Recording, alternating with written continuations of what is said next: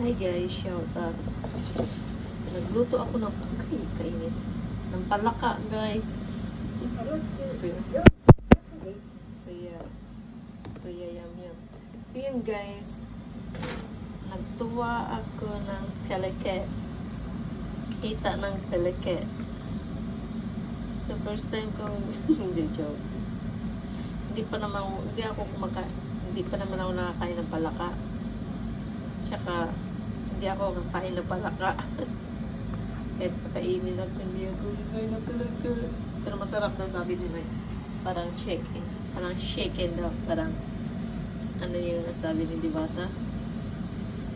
Diwata chicken. Yeah. So yun guys, kasi gusto kong nilaga na patatas.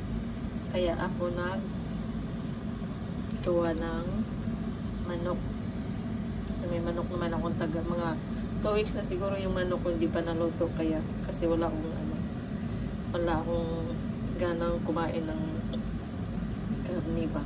So ang gusto ko lang dito ay ito, yung patatas, yung buo yung patatas. Pwede naman siyang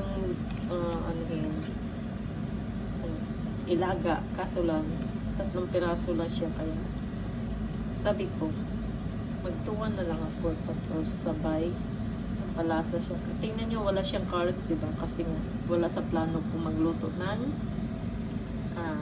palaka, ng paanang palaka.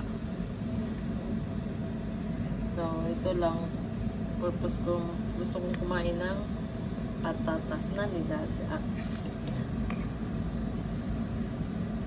Tapos mayroon siyang luya. Ang mahirap lang dito is wala tayong luya. Kaya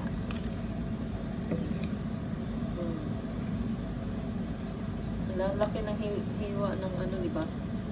Palaka guys. Ayan guys, kita ng teleke. Lakasan natin yung apoy. So malambot na siya. Malambot na yung patatas kasi yadulog na yan. Sarap na patatas guys eh. Fresh na fresh, kaya takam na takam akong kumain ng patatas. Tapos meron tayong ditong cabbage. Nilalagyan ng cabbage yun, diba? Yung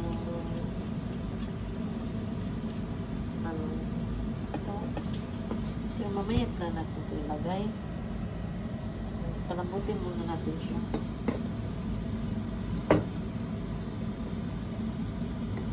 Tapos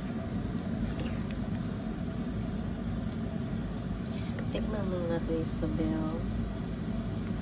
Kumakain ba kayo ng palaka guys? Yan. Ang lulusog ng palaka kasi palaka. Talaga, yan. Pero yung lasa daw niya guys, parang parang manok daw.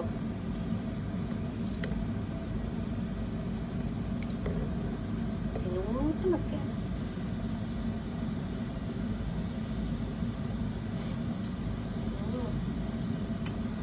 At amoy manok. May lasang manok. So, Japanese chicken siya guys.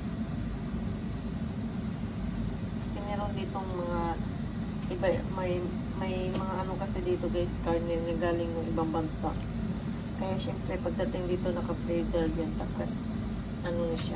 Kaya simula nung may amoy baboy, alam niyo yung baboy na malangsa yung baboy, di ba? Ganun nakain ko, kaya nawalan ako ng ganong kumain ng baboy. Amoy baboy. Yung langsa ng baboy ba? Kaya tapos gusto ko talaga yung ano na siya, yung ihaw para mawala yung plastic. Iba yung amoy ng baboy sa Pilipinas. Masarap yung amoy ng baboy sa Pilipinas. Alam mo yung guys, kahit baboy pa rin, parang baboy yan siya, pareha ng baboy, pero yung amoy, yung lasa din siguro sa ano ng lugar, paan nila kanyang alagaan, di ba? So yun guys, meron ng nilagay na natin ng fresh na cabbage from the farm. Tapos yung patatas from the farm. Yun, ninakaw ko nga, di ba? Hindi yan ninakaw kasi binili ko yan doon sa ano, tabing wala pang bunga yung farm. Tanim ng asawa. So yun guys, thank you for watching. At dito lang ang aking share sa inyo. Ang hita ng kalagyan. Yan. Bye-bye. Follow me. Please. Thank you. Bye-bye.